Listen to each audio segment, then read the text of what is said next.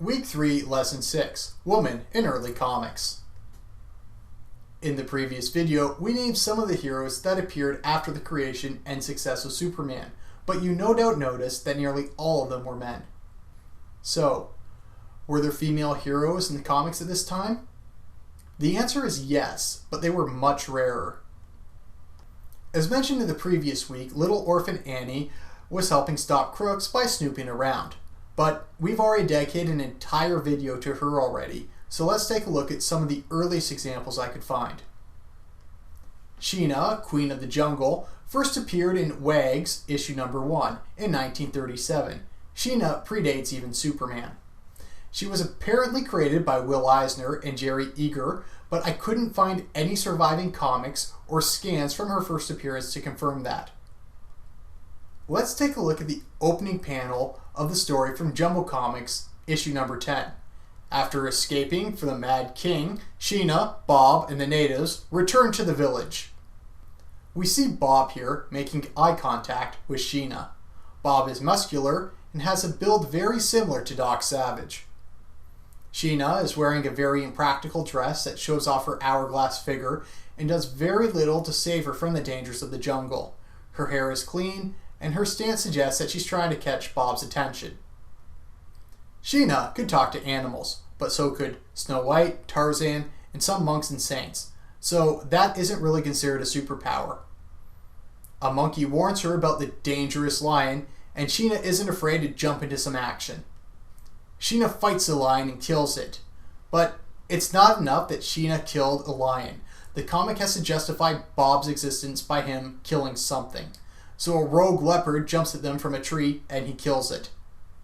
This gives the impression that Bob can hold his own in the jungle and doesn't need Sheena to do all the fighting for him. So, immediately after being attacked, what does Sheena do? She decides to take the leopard skin because that would make a fabulous dress, which she instantly makes between panels, probably with the help of the tribal woman behind her, the one in the dress. "There! Do you like my new dress, Bob?" she asks. Notice she's looking at Bob in the previous panel here and not looking at the reader. She could just as easily be looking at the reader to say this, but instead she focuses where Bob was previously seen on the page so that our brains associate that she's asking him. What is Bob's response? "It just proves that though you're a fierce fighter and have the courage of 10 men, you're still a woman. Ha ha!" This makes her embarrassed, and she crosses her arms to cover her figure as she blushes. The first superpowered woman in comics was Phantoma, another jungle girl, who first appeared in Jungle Comics issue number 2 in 1940, created by Fletcher Hanks. Her power is close to that of a goddess, where she was practically invincible.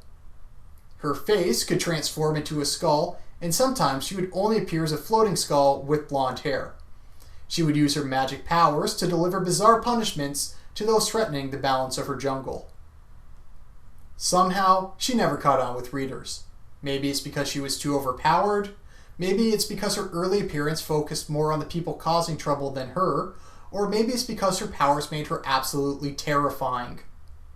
On issue number 16, Phantoma stopped becoming a skull to use her powers, and started acting slightly more merciful. On issue number 27, Phantoma got a new look and became Phantoma, Daughter of the Pharaohs.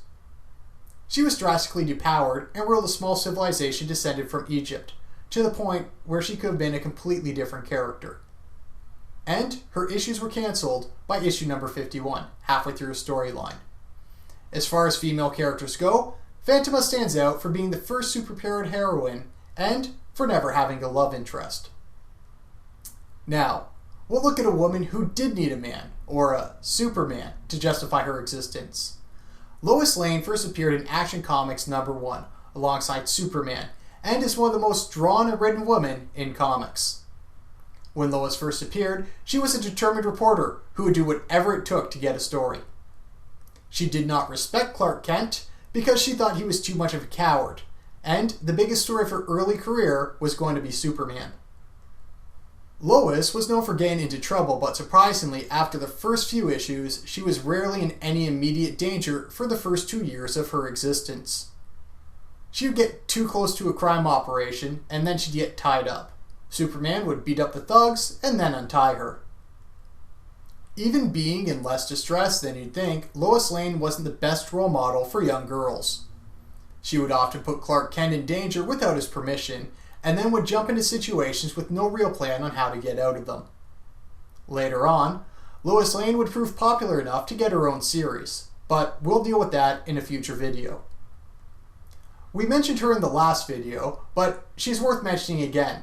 Mary Marvel was one of the earliest powered superheroines, but she was just a female version of Captain Marvel.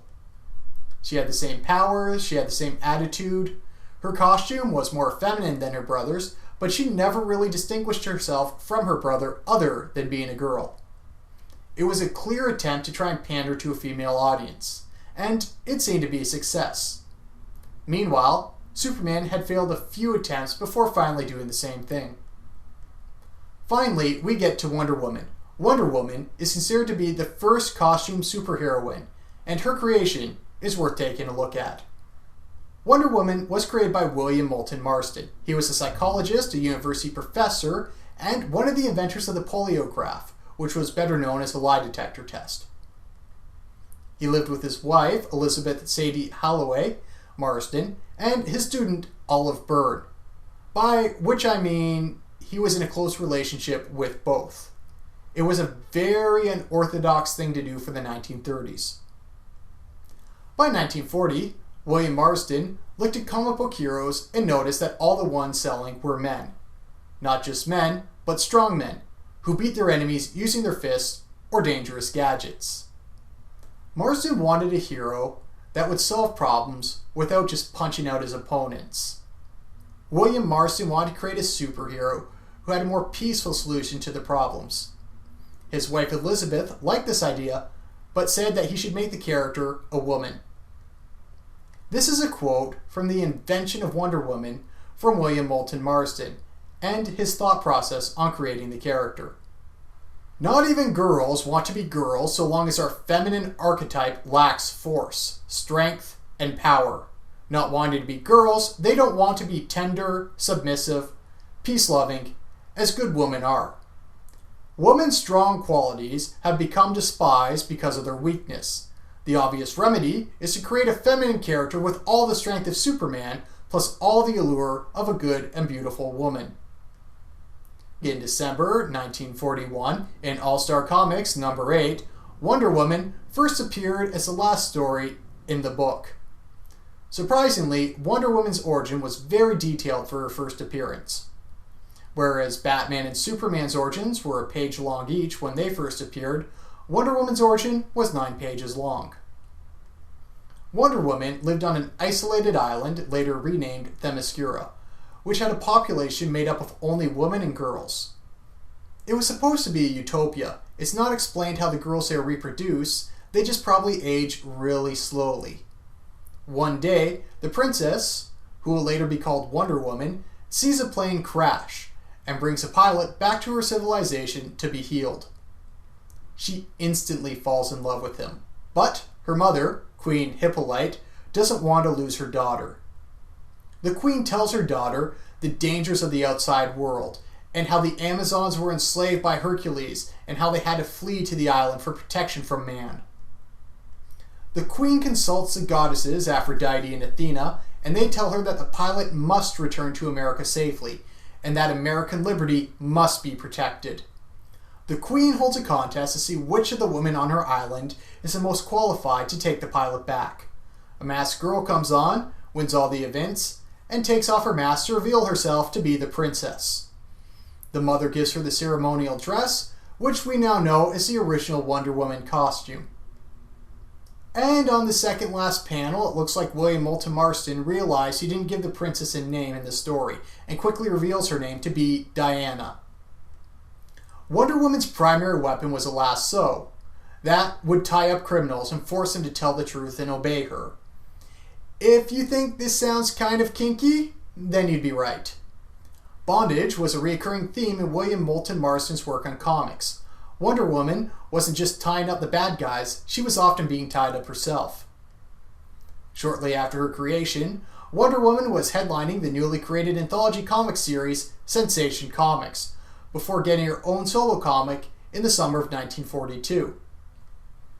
Wonder Woman eventually joined the Justice Society of America as her secretary in issue number 14 of All-Star Comics. She was not considered to be a full member, even though she was arguably more powerful than almost anyone else there. DC editors were unsure if they should add Wonder Woman into the JSA, which was completely comprised of men. So, they put it to a reader's poll, and the results were overwhelmingly in favor of her joining. Despite being stronger and faster than any human male, Wonder Woman acted as an ambassador to peace, and would try and find non-violent ways to solve the problems she came across, if that was possible. Like Clark Kent, she quickly took a civilian identity, so she could have a life outside of being a superhero.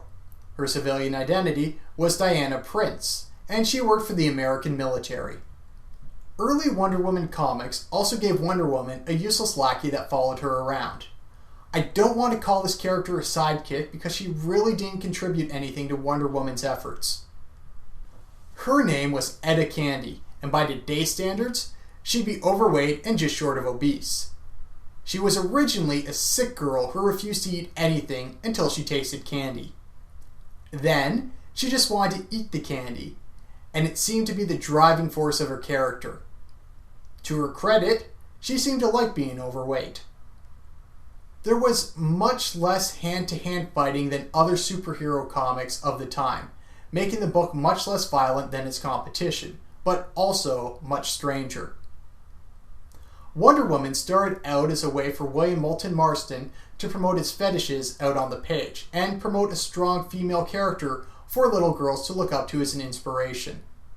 One of the problems that Wonder Woman has had in getting adapted for a larger audience is that even in her conception, she was designed to achieve two very different goals.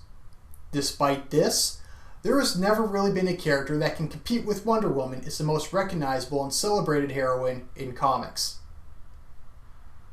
Questions to contemplate. How do the heroines described in this video differ at all from the male heroes we looked at this week? How do you think these characters would be different if they were created by female artists and writers?